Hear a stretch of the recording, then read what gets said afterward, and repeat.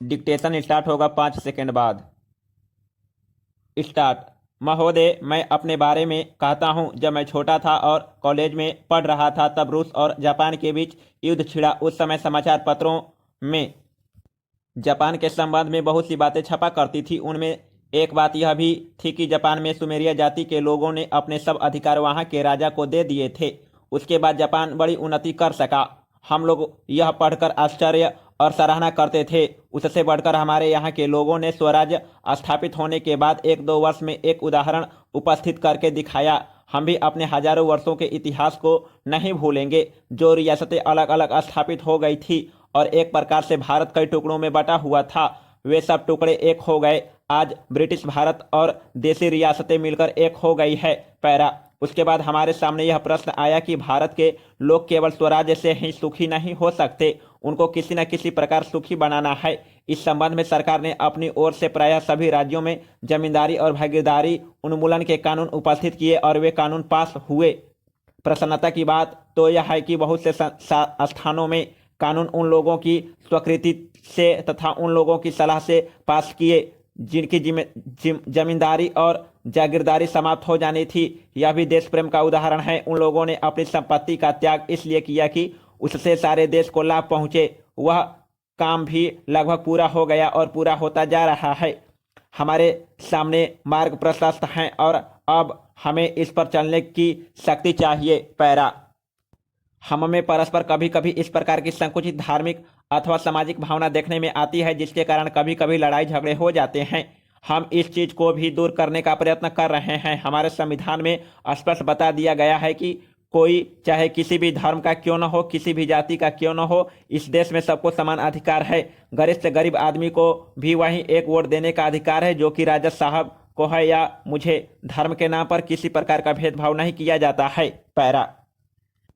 अध्यक्ष महोदय, मैं आपका आभारी हूं कि आपने मुझे बोलने का अवसर दिया। इस देश के वर्तमान भारी संकट के समय में और विशेष रूप से उस समय जबकि हम लड़ाई से अभी निवृत्त हुए हैं और आकाश में लड़ाई के बादल दूसरी ओर से आने शुरू हुए हैं, हमारे वित्त मंत्री ने जो बजट पेश किया है वे इसके लिए बधाई के पात्र हैं। पैरा। यद्यपि भिन्न भिन्न पहलुओं को लेकर आलोचनाएं की गई है, लेकिन यदि उनकी कठिनाइयों को भी देखा होता कि राष्ट्र को किन किन संकटों का सामना करना पड़ रहा है, इस बात पर भी अगर मेरे से पहले बोलने वाले वक्ताओं ने विचार किया होता तो मेरा विश्वास है कि उनकी आलोचनाओं का आधार कुछ दूसरा होता।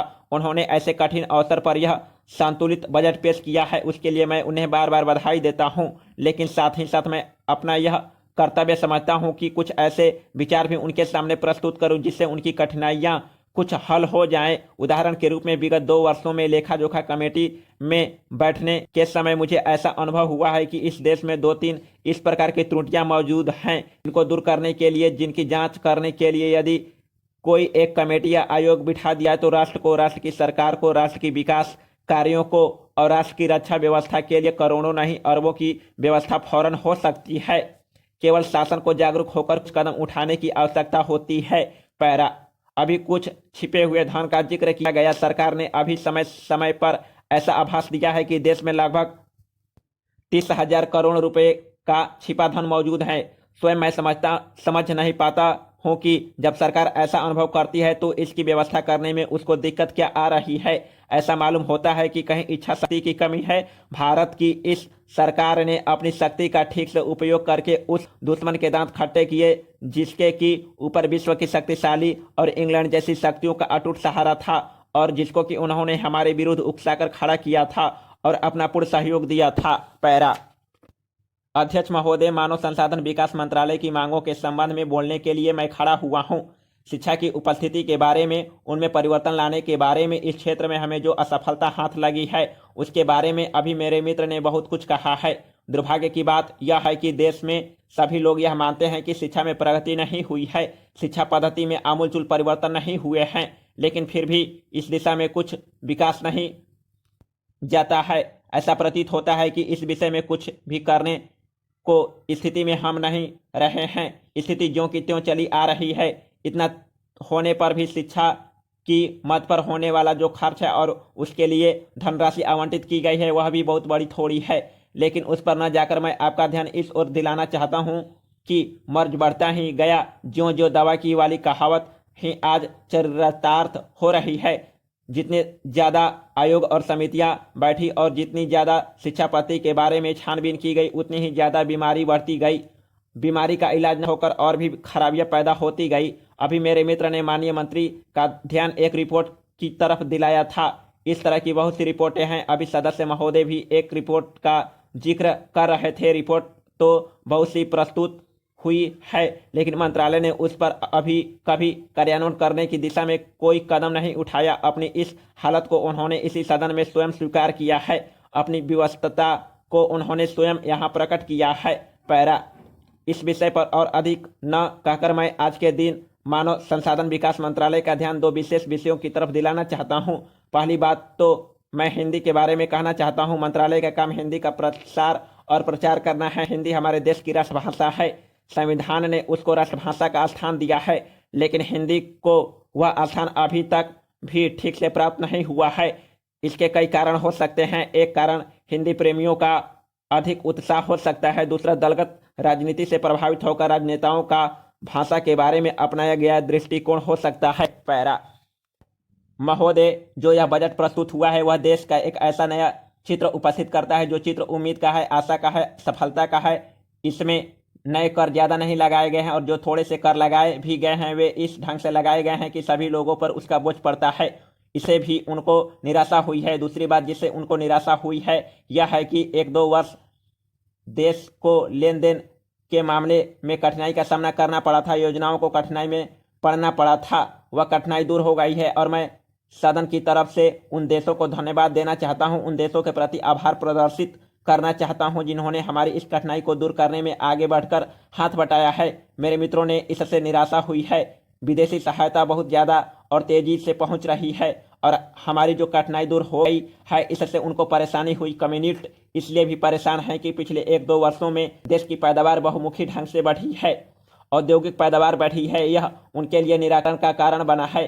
उनकी निराशा इसलिए भी बढ़ी है कि उनका मालिक, उनका मित्र हमारे देश की सीमा पर जब फौज लेकर खड़ा है और जब देश पर खतरा है तो देश की आर्थिक हालत, क्यों देश की वित्तीय हालत तथा दूसरी हालत इतनी अच्छी हुई है और क्यों इतनी अच्छी छवि उभरी है। लेकिन उनकी निराशा हमारी सबसे बड़ी आशा है। उनकी असफलता हमारी सबसे बड़ी सफलता है और मैं समझता हूं कि उनके भाषण हमारे वित्त मंत्री महोदय के लिए सबसे बड़े बधाई के भाषण हैं। पैरा 2-3 और चीज़ों की ओर मैं आपका ध्यान दिलाना चाहता हूं। उन की ओर दूसरे माननीय सदस्यों ने भी आपका ध्यान दिलाया है। हमारी सरकार का ध्यान भी उस ओर गया है, लेकिन मैं समझता हूं कि उन पर और अधिक ध्यान देने की आवश्यकता है। पहली बात तो यह है कि जब चीज़ों की पैदावार बढ़ रही है, जब देश की उन्नति की तरफ जा रहा है, तब भी देश में कीमतें बढ़ रही है। पैरा महोदय, यह मानना कि उनको रोका नहीं जा सकता गलत है। इस महंगाई को रोकने के लिए कुछ विशेष कदम उठाने होंगे, कुछ विशेष काम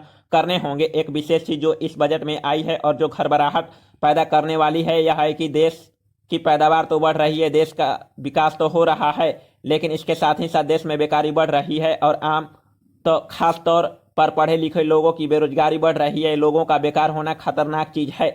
हमारी स्वतंत्रता के बाद शायद यह पहला अवसर है जब हमारी स्वतंत्रता के ऊपर एक आघात हुआ है और हम जिस प्रकार अपनी स्वतंत्रता की प्राप्ति के समय अपना सर्वस्व बलिदान करने के लिए तैयार थे, उसी प्रकार इस समय भी हमें तैयार होना होगा। माननीय प्रधानमंत्री जी के मत से मैं सर्वथा सहमत हूं कि यह एक ऐसा अवसर है जिस अवसर पर कि देश की प्रतिनिधि संस्था जो यह लोकसभा है उसे इस संबंध में अपनी स्पष्ट राय देनी है और इस राय को देने के बाद हमें उस राय के अनुसार सरकार जो भी कार्रवाई करे उसमें सरकार को पूरा सहयोग भी देना है। प्रजातंत्र में प्रजा के पूर्ण सहयोग के बिना काम नहीं चल सकता, चाहे वह कोई काम हो, छोटा काम हो या बड़ा काम हो। फिर भी यह तो हमारी स्वतंत्रता की रक्षा का प्रश्न है और ऐसे अवसर पर प्रजातंत्रवादी राष्ट्र को उसकी सारी प्रजा को सरकार के साथ सहयोग के लिए तैयार रहना चाहिए। पैरा मैंने यह बात कई बार कही है कि और मैं फिर इसे दोहराना चाहता हूं कि अनेक ऐसी बातें हैं जिनमें